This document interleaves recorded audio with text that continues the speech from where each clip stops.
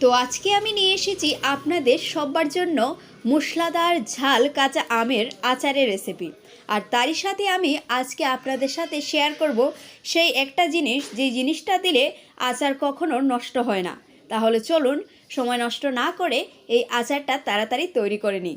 তার আগে আমার চ্যানেলটাকে কিন্তু সাবস্ক্রাইব করতে ভুলবেন না। তো আমের আচার বানানোর জন্য আমি এখানে কাঁচা আম নিয়ে নিয়েছি, আর এইগুলাকে আমি আগেই ধুয়ে রেখেছি। বিভিন্ন জায়গাতে আম বিভিন্ন ধরনের পাওয়া যায়, কিন্তু আমাদের বেঙ্গলোরে এমনই আম পাওয়া যায় যেগুলো একটু মিষ্টি মিষ্টি থাকে, পুরোভাবে কিন্তু টক না। তাহলে চলুন এক এক করে এই আমগুলা বানিয়ে নিই। আমাদের বাংলায় যেমন কাঁচা আমগুলো খুবই টক থাকে না, কিন্তু এখানের আমগুলো তেমন টক না, হালকা হালকা মিষ্টি, তাই এগুলা এমনি খেতেও কিন্তু খুবই ভালো লাগে। এখানের আমগুলো কিন্তু বড় বড়, কিন্তু ভিতরে আটিটা খুবই ছোট থাকে। তো এইভাবে আমরা আটিগুলাকে ফেলে দিয়ে পিস পিস করে নেব। এই দেখুন, এইভাবে পিস করে নেবেন। তো এইভাবে আমরা আমগুলোকে ছোটো ছোটো গোটা গোটা পিস করে নেব।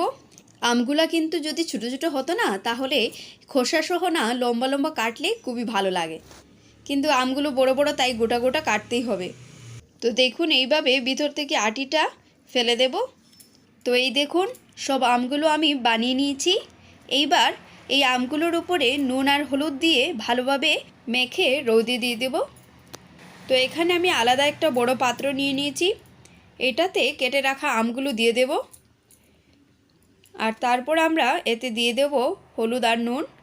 তো একটু বড় পাত্র হলে ভালো হয়, ভালোভাবে মশলাটা লাগবে চতুর সাইডে, আর ভালোভাবে মাখতেও পারবো। তো এবার এতে দিয়ে দেব 1 চামচের পরিমাণ হলুদ, তারপর দিয়ে দিলাম 1 চামচের পরিমাণ নুন। এইবার এটাকে আমরা চতুর্পাশ দিয়ে ভালোভাবে ঝাঁকিয়ে নেব, তারপর হাতের সাহায্যে ভালো করে মেখে নেব, যাতে প্রত্যেক টুকরোতে হলুদ আর নুন ভালো করে লেগে যায়। তো হলুদ আর নুন ভালোভাবে লাগানো হয়ে গেছে। তো এইবার আমরা চলে যাব নেক্সট প্রসেসে। তো এইবার আমরা কি করব, এই আমগুলোকে রোদে শুকোতে দেব। তো এইবার আমরা চলে আসলাম ছাদে। এইবার এইগুলোকে আমরা শুকোতে দেব। তো এখানে আমি দুটো বড় বড় থালা নিয়ে নিয়েছি। এইবার এটাকে আমরা থালার মধ্যে দিয়ে দেব, আর ভালোভাবে ছড়িয়ে দেব, যাতে এই আমের টুকরো একটা অপরের সাথে না লেগে যায়। ছাদে কিন্তু রোদ আজ ভালোই আছে, তাই এটাকে আমি পুরো দিনের জন্য রেখে দেব। এটাকে আমি পুরো একদিন ভালো করে শুকাবো। আপনারা চাইলে 5 থেকে 6 ঘন্টাও শুকোতে পারেন। অনেকে কিন্তু আবার এই আমগুলোকে সিদ্ধ করে নেয়। আপনারা চাইলে এই আমগুলোকে সিদ্ধও করতে পারেন, সিদ্ধ করে ডাইরেক্ট মশলা লাগিয়ে রোদে শুকাতে পারেন, কিন্তু এইভাবে করলে কি হয়, টেস্টটা ভালো আসে। তাহলে আপনারা দেখতে পাচ্ছেন আমি পুরো একদিন এটাকে ভালো করে শুকিয়েছি। দেখতে পাচ্ছেন আমের মধ্যে কোনো ধরনের কিন্তু জল নেই। তাহলে চলুন এইবার কি করব, আমরা আমের আচারের মশলাটা বানাবো। তাহলে চলুন তাড়াতাড়ি মশলাটা বানিয়ে ফেলি। তো চলুন প্রথমে দেখে নিই মশলা বানানোর জন্য আমাদের কি কি উপকরণ লাগবে।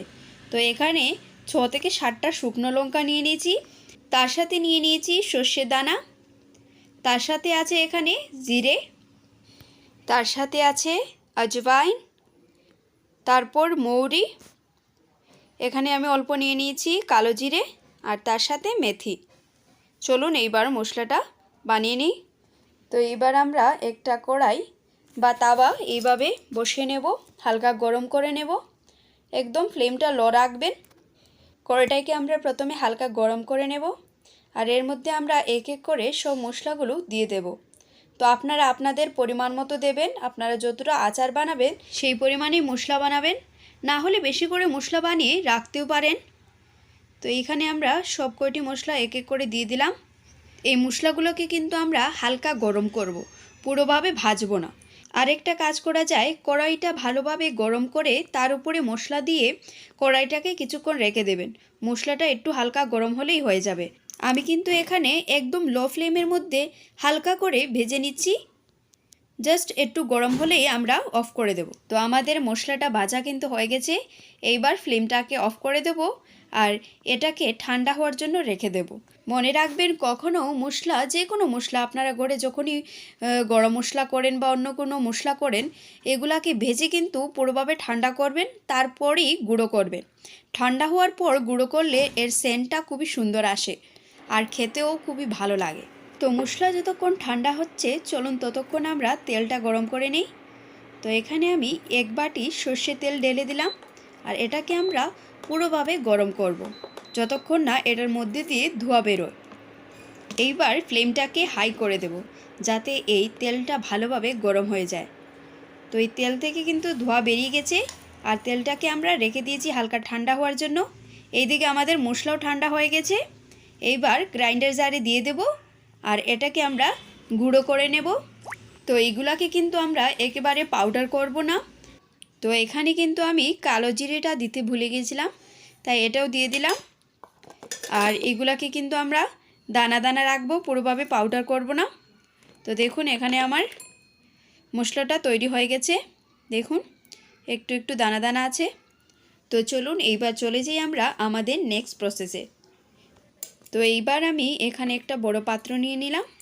এইবার এর মধ্যে আমরা এক এক করে সব মশলা দিয়ে দেব।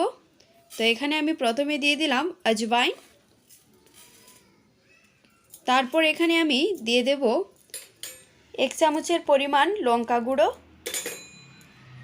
তারপর এতে আমরা দিয়ে দেব মশলাগুলো যেগুলো আমরা বানিয়েছিলাম। তো এইগুলাকে আমরা ভালো করে মিশিয়ে নেব। তো মিশানো হয়ে গেছে, এইবার আমরা এতে দিয়ে দেব পরিমাণ মতো নুন। তো এখানে আমি 1 চামচই নুন দিলাম, কারণ আগে নুন দিয়েছিলাম। তো এইবার এটাকে ভালো করে মিশিয়ে নেব।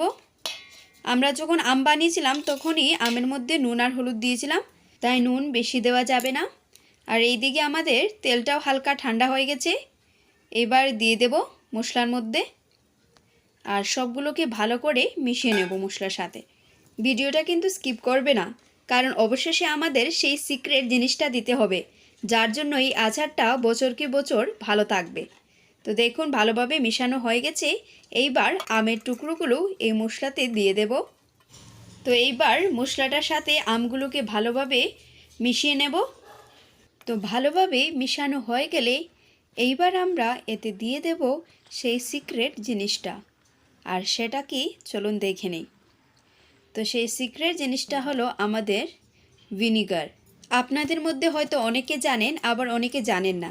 যে কোনো সস, সয়া সস, তারপর টমেটো সস, যে কোনো সসের মধ্যে এই ভিনিগার কিন্তু দেয়। ভিনিগার দিলে কি হয়, জিনিসটা কিন্তু নষ্ট হয় না, অনেক দিন পর্যন্ত ভালো থাকে। তো এইবার এই আচারগুলোকে আবার ভালো করে মিশিয়ে নিলাম। এইবার কি করব, এটাকে আমরা আবার 4 থেকে 5 ঘন্টার জন্য রোদে দিয়ে দেব। তো আপনারা এখানে দেখতে পাচ্ছেন, এইভাবে আমি একটা কাপড় দিয়ে ঢেকে এটাকে আমরা 4 থেকে 5 ঘন্টার জন্য রোদে দিয়েছিলাম। তো দেখতে পাচ্ছেন অনেকটা থিক হয়ে গেছে। এবার এগুলাকে আমরা কাচের বোতলের মধ্যে ভরে নেব। তো আপনাদের মধ্যে যারা যারা আমার চ্যানেলে এখনও নতুন, প্লিজ আমার চ্যানেলটাকে সাবস্ক্রাইব করতে কিন্তু ভুলবেন না।